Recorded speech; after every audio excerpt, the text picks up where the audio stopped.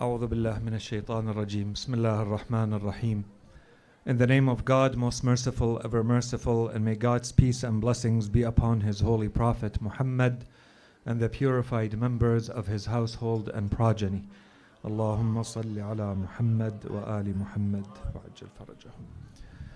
Assalamu alayka ya Aba Abdullah wa ala al-arwah allati hallat bifinaik. عليكم مني جميعا سلام الله أبدا ما بقيت وبقي الليل والنهار ولا جعله الله آخر العهد مني لزيارتكم. السلام على الحسين وعلى علي بن الحسين وعلى أولاد الحسين وعلى أصحاب الحسين. Respected sisters, dear brothers, Assalamu alaikum wa rahmatullahi wa barakatuh. The title for tonight's lecture, inshallah, will be The Abandoned Quran. And in a way, we could ask a question about whether we have abandoned the Holy Quran or not. And in another way, we can wonder whether the Holy Quran has been abandoned or not in our world. In our religion, everything is supposed to begin and end with the Holy Quran. Everything that we believe, all of our rulings, all of our teachings, all of our values and ethics and morals and principles are supposed to be derived directly from the Holy Quran. The question that we can start by asking ourselves is to what extent have we relied on the Holy Quran in our daily lives? Have we actually applied the teachings of the Holy Quran and familiarized ourselves with the Holy Quran in our daily lives? Or have we abandoned the Holy Quran? There are different levels of associating and familiarizing ourselves with the Holy Quran. At a very superficial and first level, we want to see, when we come to ourselves, to what extent are we actually able to recite the Holy Quran? Can we actually open the Holy Quran and recite it correctly and appropriately? That's a first layer of familiarity and acquaintance with the Holy Quran. A second layer, a second stage of acquainting ourselves with the Holy Quran and familiarizing ourselves with it is to start to learn it and to memorize it, so that we know what the Holy Quran says, we remember its words, we remember its chapters. A third layer of understanding the Holy Quran is to actually know the meanings of the words that we are saying, which means that we have to spend a little bit of time in this science called tafsir, which can be at a very superficial level simply understanding the words of the Holy Quran, or at a much deeper level, actually trying to understand at a much deeper analysis the reasons why the verses were revealed in the first place, what are the different layers of meanings that we find, and how we can apply them into our daily lives. Which brings us to the last layer of the manner in which we can associate and follow in the footsteps of the Holy Quran, which is to apply the teachings of the Holy Quran in our daily lives. And this is the height, and this is the aim and objective from trying to understand what the Holy Quran says and following in its footsteps. So already with this 4 layers that we have just described, we can try to apply them to ourselves to see to what extent we have abandoned the Holy Quran or made it a staple and a part of our lives. The Holy Quran can be something that is present or absent in our daily lives as an individual, as a family, as a community, and in society. At an individual level, when I look at myself, my association with the Holy Quran, my religion says, should start as early as possible. From even before the time that I am fully conscious. In an ideal world, I should already have some sort of association with the Holy Quran. If you go back to the right of a child over their father, the Holy Prophet says, Ahlul Bayt say, that the father has three main duties. In one of the ahadith, the father has the duty to teach the child good manners, the love of Ahlul Bayt, and the Holy Quran. This is even before the child is fully aware. We have the Holy Prophet who tells us that when a young person, not necessarily a child, a young person constantly recites the Quran starts to mix with their blood and their flesh, and it stays with them for life. And the Holy Quran will come as their main intercessor in the day of afterlife. They will be their shafi'. The Quran stands to protect the person and tell Allah subhanahu wa ta'ala, this person used to recite me, you can't punish them in hellfire. And so already from these examples, we can start to see that Allah subhanahu wa ta'ala wants our relationship with the Holy Quran to start as early as possible. We have narrations from the Holy Prophet that says that the household in which the Holy Quran is recited shines to the people of the heavens, the angels for instance, as the planets and stars shine to the people of earth. And so this adds another layer to the discussion. Not only is it as an individual level, all of us can contribute to this to create a family environment where the Holy Quran is present in our lives. We can sit as a family and recite the Quran. We can discuss the meanings of the Holy Quran. We can find ways to make sure that the Quran is present in our family lives, one way or another.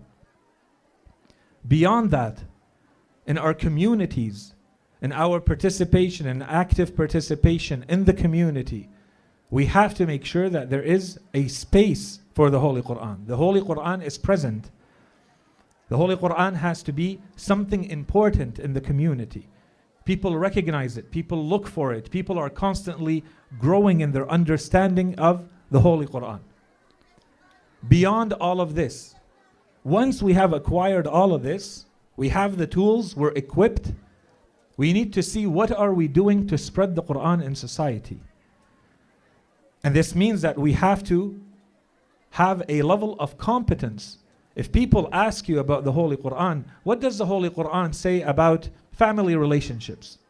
What does the Holy Quran say about your relationship with your neighbors? Can you cite verses of the Quran that back up your claim? Or is it just going to be general? And is it actually something contained in the Quran that you're going to refer to? Or are you going to say, I think and maybe and I've heard? This is not enough in today's world.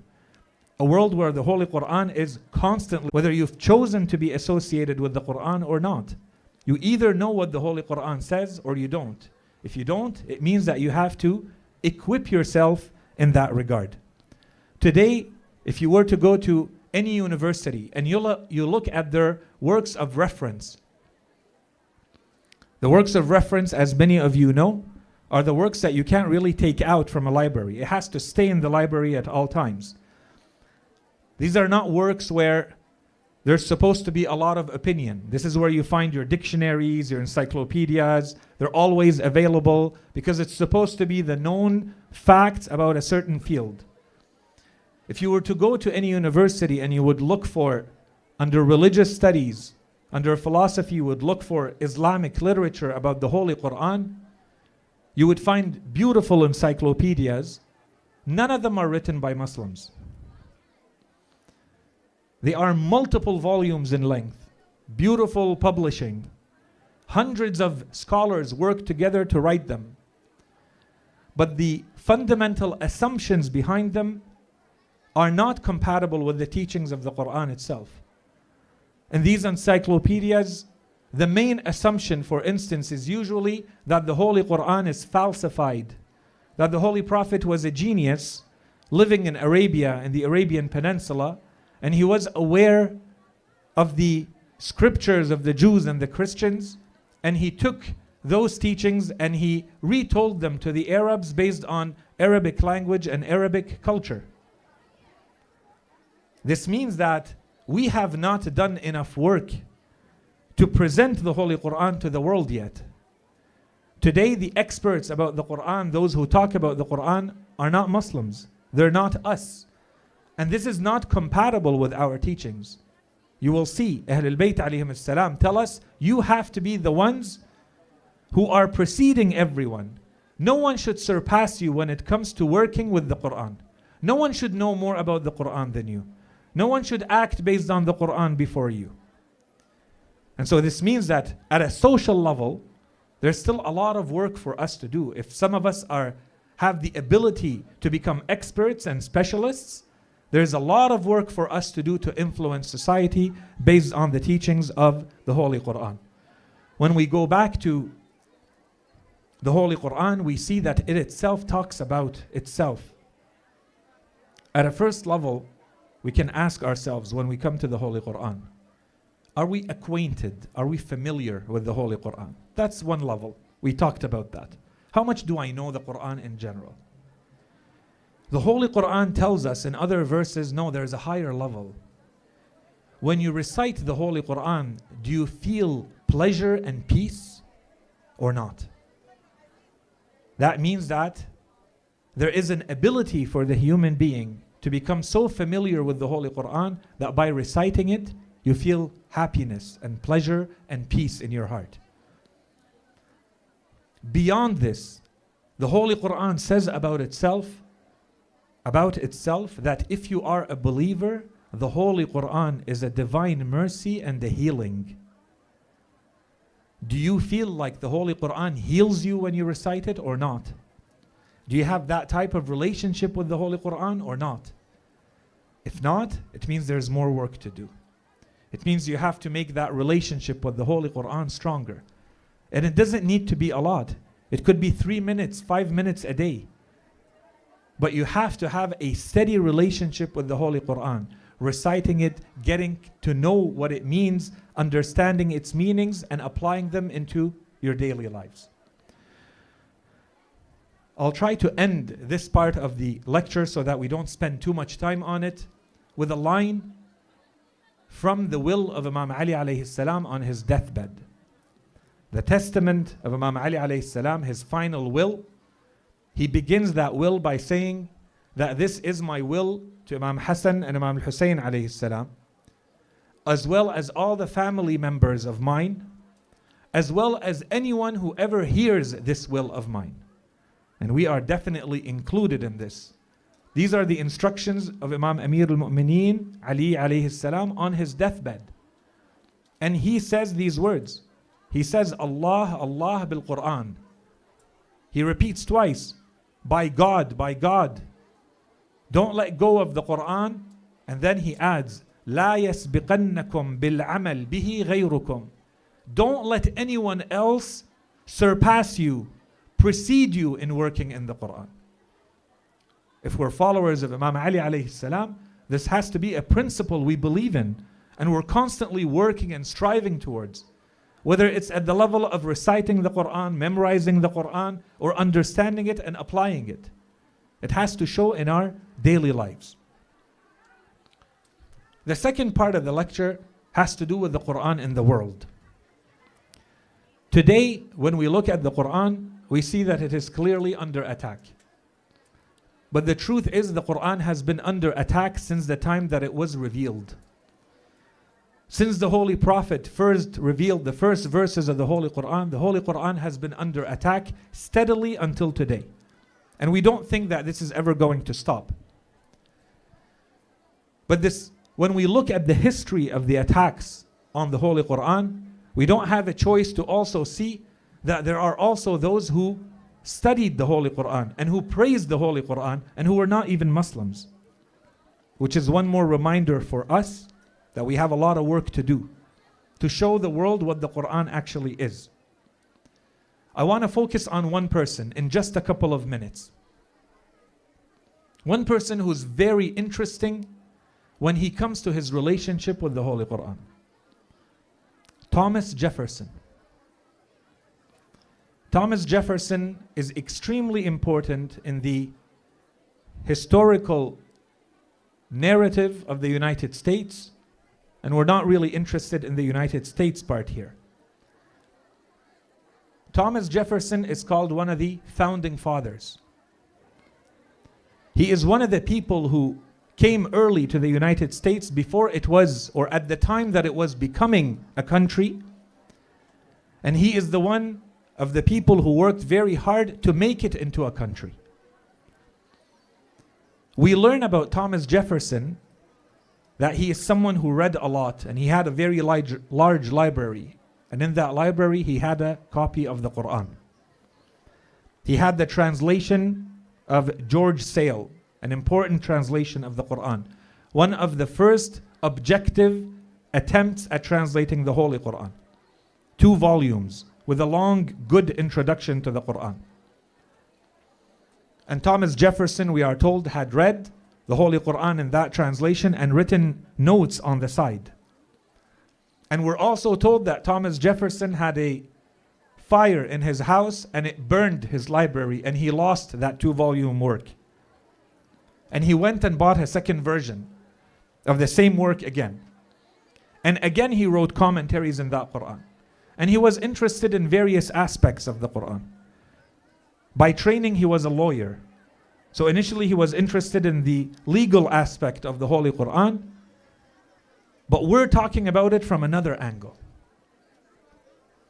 Thomas Jefferson was concerned with the idea of creating this new country. There are people who are coming from all over the world in this new land that would become the United States. And he is preoccupied with thinking, how do we create this new country? What's the best way to put it together? And so he has a very clear vision of what a democracy is. There were no democracies before. If you go back way past in history, you will find versions of democracy that are called democracy, but they look nothing like today's democracies. In ancient Greece, at that time, most of the world still had monarchies or other types of political regimes. His idea of a democracy is that this is a land where everyone in this country, in this new state, is going to have equal rights to everyone else. This seems to be something that we can take for granted today. At that time, this was something revolutionary for a number of reasons. The biggest one being the difficulty around the religious question. Most of these people working together were of a Christian origin. And Christianity was at war with itself at that time. There are different denominations between Christians and they were at war with each other, some of them considering others to be not following the truth. And all of Europe was filled with these wars. And many of these people who had come to the United States, they understood that past and they wanted to avoid it. And Thomas Jefferson was very interested and very preoccupied by this question. He doesn't want to see the same mistakes that happened in other countries repeated here. They're no longer interested in giving too much power to any entity in that state. He wants to make sure that everyone has the same rights. And so his big question became, what do we do with the religious background of people? And specifically, he started in his writings to see, what do we do with people who have another type of Christianity, or who are of a Jewish background, or who are of a Muslim background? This is very early in the history of the United States. It's not a country yet. It is becoming a country. And his conclusion was that if we are truly building a democracy, then everyone here is going to be welcome, and everyone here is going to be respected, and we're not going to force any religion on anyone, and we're not going to punish anyone or harass anyone or bother anyone because of their beliefs. And he worked to make this into a law. And this eventually became the First Amendment, part of the Constitution of the United States. And the United States eventually became, 2 years later, it became, in 1798, it became the first democracy in the world. At the heart of that democracy is this idea of Thomas Jefferson. He says, no man shall be compelled to frequent or to support any religious worship, any religious place or ministry whatsoever, nor shall be enforced, restrained, molested, burdened in his body, in his goods, nor shall otherwise suffer on account of his religious opinions or beliefs. If this is truly a modern state, a democratic state, then we can't impose on anyone any religion, and whatever religion they have, we have to respect it and never do anything to prevent them from having that religion. And this became the freedom of association and the freedom of expression and the freedom of religion afterwards. This is very significant because in today's world it answers a question. Can religion coexist in the modern world? Can religion coexist in a democracy? If these conditions are met, yes, it can. Everybody agrees with this. I do not enforce upon you any of my beliefs, and you do not enforce upon me any of yours. And we coexist together, we cohabit together, and we respect each other. You can't impose on me how I will dress if it has a religious backing. You can't impose on me how I will raise my children if it has a religious backing. And we coexist together in perfect harmony. All of this came initially from Thomas Jefferson's interest in the Holy Quran. And so, inshallah, with this, I don't want to spend more time on it. We understand why today's world requires a lot more of the Quran. Whether we are applying the Quran in our daily lives, or we are presenting the Holy Quran to the rest of the world, the Holy Quran can be extremely influential. But we need to actually do the work on ourselves, in our communities, into society, so that the Holy Quran is present and not abandoned. When we turn to Imam al-Hussein alayhi salam, his entire life is around the Holy Quran. We're told that if we look at the life of Imam al-Hussein, specifically at the time of Muawiyah, we're told that Imam al-Hussein alayhi salam became an important threat in the time of Muawiyah. Why? Because there were people traveling the land to come specifically to Imam al-Hussein alayhi salam to study. He would have circles where he would teach the Holy Quran. And Muawiyah worked very hard to prevent people from traveling to see Imam al-Hussein alayhi salam.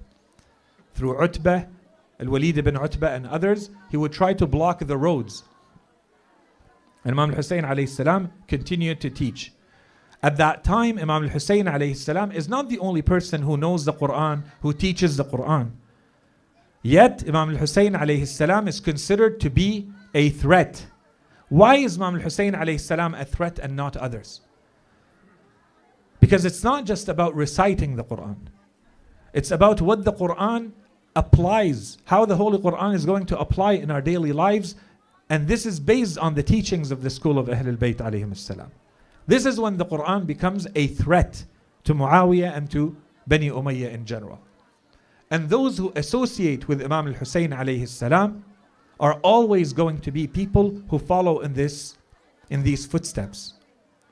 And perhaps there is no one who represents all of this as well as the companion of Imam al-Hussein alayhi salam, and before him his father, Imam Ali alayhi salam, Habib ibn Mudahir, who's also mentioned in history as Habib ibn Mudahir or Habib ibn Mutahhar. These are the names mentioned for this amazing figure in Islam. He was referred to as Shaykh al-Ansar. The followers of Imam al-Hussein alayhi salam were made of two groups. One group were the family members and the followers of Imam al-Hussein alayhi salam from his own family, his cousins, his sons, and so on and so forth. And the others were the strangers who were following Imam al-Hussein alayhi salam, his supporters, but who were not family members. They were referred to as Ansar. The leader of the Ansar was Habib ibn Mudahir.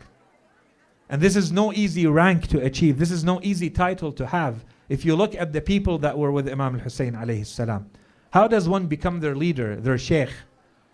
How does one become their leader? What type of traits would he have? In Karbala, Habib ibn Mudahir was a man of about 75 years old. How did we get here? When did Habib ibn Mudahir join Karbala? In short, history doesn't tell us much about the time of the Holy Prophet and Habib ibn Mudahir. It seems that he was a companion of the Holy Prophet, but history doesn't tell us much of the roles that he played. He seems to have come to Kufa when Imam Ali alayhi salam moved to Kufa. Imam Ali used to live in Medina, and then after the Battle of the Camel, Imam Ali alayhi salam moved there to defeat the army of the Camel in Basra, and then when he finished that mission, he never returned to Medina. He moved to Kufa and changed the capital of the Islamic world to Kufa. That's when a lot of the companions of Imam Ali alayhi salam and Ahlul Bayt in general started to move to Kufa, because the Imam remained there. His family members also moved with him there, and there are people like Habib ibn Mudahir and Muslim ibn Awsaja and others who joined Imam Ali alayhi salam in Kufa at that time. And with time, they remained there, and Imam Ali alayhi salam taught them. They became his very close companions. He gave them very specific roles. They were part of the army. Habib ibn Mudahir was part of the special forces of Imam Ali alayhi salam. After the martyrdom of Imam Ali alayhi salam, the years passed by until Habib ibn Mudahir hears about the death of Muawiyah, and he is one of the people who gathers in the house of Sulaiman ibn Sarad al-Khuza'i, the leader of the repenters, the Tawwabun. They gather together and they write letters to Imam al-Hussein alayhi salam, who by now has left Medina and he is in Mecca. The letters in the thousands are received by Imam al-Hussein alayhi salam, including the letters of the leaders of the Shia and the supporters of Ahlul Bayt alayhim as-salam in Kufa, including the letters of people like Sulaiman and Hani ibn Urwa and Habib ibn Mudahir. Imam al-Hussein alayhi salam, as we said, he sends his cousin Muslim ibn Aqil to go to Kufa to see to what extent can he rely on the people of Kufa to come as their Khalifa and as their leader at their request. As we said, Muslim ibn Aqil, he comes to Kufa. He lands most likely in the house of Al-Mukhtar, even though there is an opinion that he may have gone to the houses of Bani Asad from the beginning, or he moved into the houses of Bani Asad, and Habib is from the houses of the tribe of Asad. And so eventually he is in those houses. The people who are in Kufa, they receive Muslim, Hani ibn Urwa, Muslim ibn Awsaja, Habib ibn Mudahir, Al-Mukhtar and others start to work quickly to try to gather the supporters and the allies to Imam al-Hussein alayhi salam. And as we said, at least 18,000 or more were gathered to support Imam al-Hussein at that time. Ubaydullah bin Ziyad enters, the governor, the new governor, enters to Kufa. Now everyone who supported Imam al-Hussein alayhi salam is under threat. Ubaydullah bin Ziyad moves quickly to try to kill as many, imprison as many, torture and threaten as many as he can. In that time, the leaders who saw this coming, those who can move away, those who can hide, they go into hiding. Those who can move away, they move away. As we said, Al-Mukhtar leaves Kufa at that time. And then when he comes back after the death of Muslim ibn Aqil and Hani ibn Urwa, he is jailed and he remains in jail while the tragedy of Karbala happens. And we are told that he might have either witnessed or heard about the captives of Karbala after they were taken from Karbala, the women and the children, and they were brought, the prisoners were taken out to see them in Kufa. And we're told that he may have cried and hit his head out of guilt for the killing of Imam al-Hussein alayhi salam, and now seeing his family in this state. In any case, once Ubaydullah bin Ziyad reaches Kufa, as we said, those who can hide, hide, including Habib ibn Mudahir and Muslim ibn Awsaja. Either they hid or their tribes hid them. They were considered influential, important people, and so they did not let them appear in public anymore. They hid them. In the meantime, Imam al-Hussein alayhi salam is coming towards on his way to Karbala. Once on the first days of reaching Karbala, Imam al-Hussein alayhi salam starts to prepare his small army. He has a very big flag that represents his entire side. That flag he gives to Abu al-Fadl al-Abbas, the carrier of the flag of Imam al-Hussein alayhi salam. And Imam al-Hussein alayhi salam has 12 banners, smaller flags. He starts to organize his army into these 12 parts. And each one of these parts is going to be led by someone carrying one of the banners. And so he gives the clear instructions to 11 men, and he gives 11 of the banners, leaving one banner aside. Carrying the banner in a battlefield is a great honor and a great pride. So they came to Imam al-Hussein alayhi salam, his companions, his family members, telling him, we're here, we'd like to carry this banner. Imam al-Hussein alayhi salam told them, no, the owner of this banner has not yet arrived. And this is strange because the battle can erupt at any time. It doesn't seem like there is much hope left for anyone to reach Imam al-Hussein alayhi salam, for a commander to come and carry another banner of the Imam. People are not sure, but they wait. Imam al-Hussein alayhi salam at that time, he writes a letter. As we said, Habib ibn Mudahir was at that time in hiding. Imam al-Hussein alayhi salam writes a letter that makes its way to Habib. There are a lot of lessons that we can learn from this letter of Imam al-Hussein alayhi salam to Habib ibn Mudahir. The first one is that notice the arguments that Imam al-Hussein alayhi salam makes to tell Habib ibn Mudahir that he has to join him, in a couple of words each. A full argument, each of them a full argument, convincing Habib ibn Mudahir to join him. The second thing to notice in this letter is what is the opinion of Imam al-Hussein alayhi salam of Habib ibn Mudahir. What does Imam al-Hussein alayhi salam think of Habib ibn Mudahir? And the third lesson, I would say, at a more practical level, imagine yourself receiving this letter from your own Imam. What would be your position at that time? As we said, Habib ibn Mudahir is in hiding right now. The letter of Imam al-Hussein alayhi salam reaches him. He reads the letter. It says, من الحسين بن علي بن أبي طالب إلى الرجل الفقيه حبيب بن مظاهر. From Al-Hussein, son of Ali bin Abi Talib, to the great scholar. These are amazing words of praise from Imam al-Hussein alayhi salam to call someone a faqih. He says to the great scholar Habib ibn Mudahir. So this is a first argument. You are a faqih. You are a great scholar. You should be joining us. But there's more.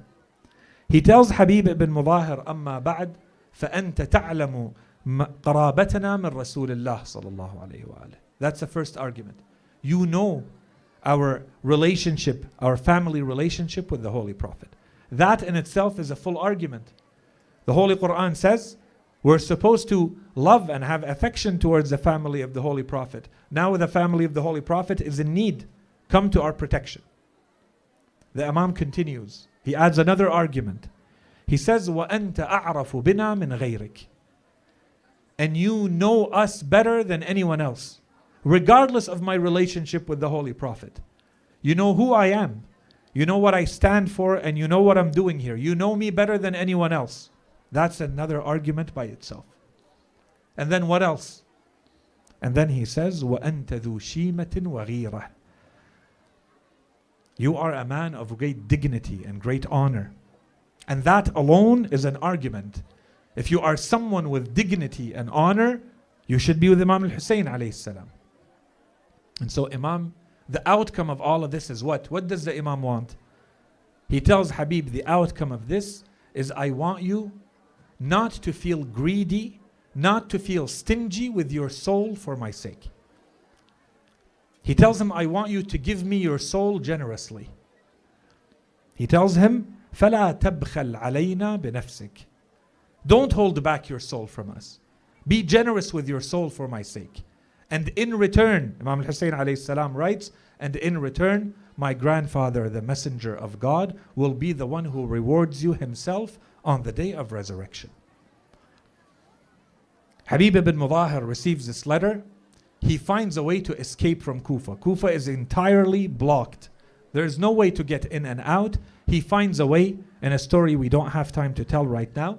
He finds a way and he starts moving towards Karbala. We are now around day 5 of Karbala, day 5 of Muharram. Imam al-Hussein alayhi salam tells his companions and his family members, get up and greet the owner of the banner. Habib ibn Mudahir arrives. There's a great commotion, great happiness that this great man has arrived as one more supporter with a few men with him, as a great supporter of Imam al-Hussein alayhi salam. There is greeting and there is happiness, and there's an initial commotion that happens. We're told Sayyidah Zainab alayhi salam sent for her nephew Ali al-Akbar, asking him, what is this great commotion that I hear? Ali al-Akbar tells her, my aunt, it's Habib ibn Mudahir. He has just arrived to join the army of Imam al-Hussein alayhi salam, the army of my father. And Zainab alayhi salam sent her first salams to Habib at that time. Habib notices that there are so few people around Imam al-Hussein alayhi salam. So he asks permission from Imam al-Hussein to go and try to get some of his tribe to join the Imam. He tells the Imam there are people from Bani Asad who live nearby here in some villages. Do I have permission to go try to get them to join? Imam al-Hussein gives him permission. So he goes and he talks to them. He tells them, this is the grandson of the Holy Prophet. We must go to his defense. This is the son of Ali and Fatima. He is in his hour of need. Let's go try to protect him. They listen to Habib and they go out. We don't know how many of them they are. At that time, Umar ibn Sa'ad dispatches an army to fight them. And so Bani Asad and the army of a group from the army of Bani Umayyah, they fight for about a day or so, until they give up, seeing that there is no way for them to join Imam al-Hussein alayhi salam. So they retreat at night. And Habib once again leaves them and comes back to Imam al-Hussein alayhi salam at that time, alone. Imam al-Hussein alayhi salam recited the verses then, وَمَا تَشَاءُونَ إِلَّا أَن يَشَاءَ اللَّهُ. Afterwards, there are back and forth. We don't have time to go through the details. All the way to the 9th. The 9th of Muharram, Habib ibn Mudahir gives a sermon. He gave multiple sermons with about 20 of the warriors under Imam al-Hussein alayhi salam. They go, they meet the enemy. He tells them, are you actually going to proceed with fighting the grandson of your prophet?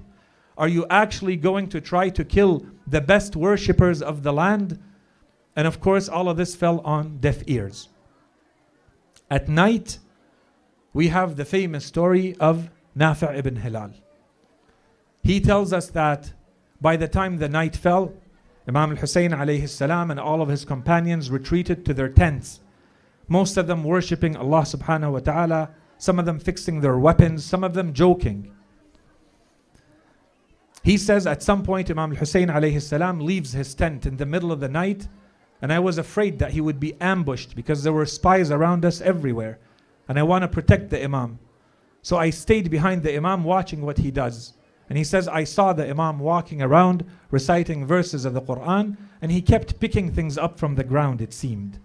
But I can't see what he's doing. Until the Imam sensed my presence and called out for me. And so I came and I asked the Imam what he's doing in the middle of the night. And the Imam said, I'm picking up the rocks and the thorns so that when all the men are killed and the children are going to run here, they're not going to get hurt with thorns and rocks. And then the Imam retreats back to his tent. Nafi' ibn Hilal says, I left the Imam to go back to his tent, and I stood outside, guarding.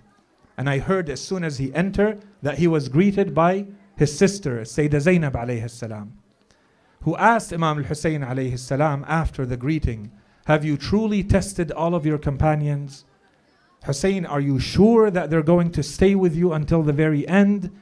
That they're not going to betray you? Imam al-Hussein alayhi salam tried to reassure her. He told her, Zainab, I have tested each and every one of these men. I know that their hearts are filled with bravery and that they are happier to meet their death for my sake than a child is when they are hungry and they are about to drink their milk. But this was not enough for Nafi'. He says, I lost my mind and I started to cry.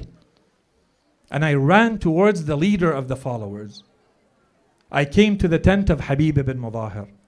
I found him sitting on the ground without a turban, fixing his sword and reciting verses of the Quran.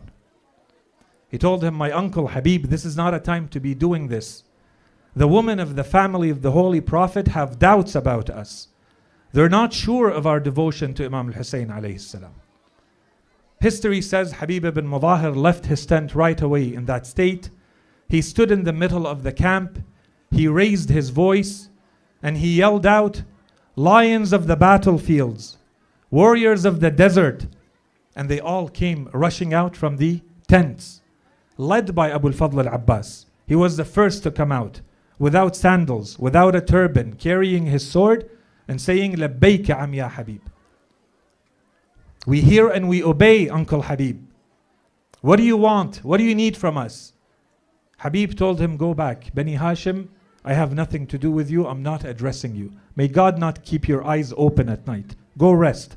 I'm talking to the followers. I'm talking to the companions of the Imam." He tells the companions, the woman and the family of the Holy Prophet are not sure of us. They have doubts about us. We have to go make them happy and appease their hearts. So Habib takes all the followers and he comes to the tent of Imam al-Hussein alayhi salam. He stands by the tent. He sends his salutes. He says, "Assalamu alaikum ya Ahl Bayt al-Nubuwah." May God have blessings and mercy upon you, household of the Holy Prophet. We are your servants, and we have decided that we will not let go from your protection until our spears are in the hearts of your enemies and our swords are in their skulls, and we will protect Imam al-Hussein alayhi salam until the end. Imam al-Hussein alayhi salam turned to Sayyidah Zainab alayhi salam. He told her, "You are the one who caused this commotion. They will not rest until they hear something from you. Go back and talk to them." Sayyidah Zainab alayhi salam spoke to Habib. She thanked Habib, saluted Habib, and she told him, "My only wish is that you tell me that you will stay with Allah bihadal gharib, this lonely man." The companions of Imam al-Hussein alayhi salam went back to their tents after this, and on the 10th of Muharram, after the dawn prayer, after the sermons, the battle began in the morning. The battle went on all the way until the time of the Dhuhr prayer, the noon prayer. Some reports say that this is either when Habib was killed, was either right before the noon prayer or right after. According to Tabari and others, they say as Imam al-Hussein alayhi salam was preparing to perform his prayer, there are those who came to insult Imam al-Hussein alayhi salam. And they said to Imam al-Hussein, "Allah will never accept this prayer of yours." And they say that these words were too much for Habib to hear. He could not bear to hear someone like al-Hussein ibn Numayr or someone else say these words to Imam al-Hussein alayhi salam. So he insulted them back in his own words, and then he charged. And so he fought bravely and valiantly until he was injured in the battlefield, and then he was hit on his head and he was killed. And because of his stature and because of his importance, the army were rushing and racing to be the one to be said to have killed Habib ibn Mudahir, so they beheaded him right away as soon as he fell to the ground, which they did not do with many of the other warriors. Imam al-Hussein alayhi salam, when he saw Habib fall, and if you read the Maqatil, they say, فَهَدَّ مَقْتَلُهُ الْحُسَيْنِ. Imam al-Hussein alayhi salam lost all of his energy, lost all of his strength when he saw Habib ibn Mudahir fall. And he said, "What an amazing man you were, Habib. Lillahi durruka ya Habib. I swear to God that He should have mercy on you. You were of those who would recite the entire Quran every single night." Assalamu alayka ya Aba Abdullah.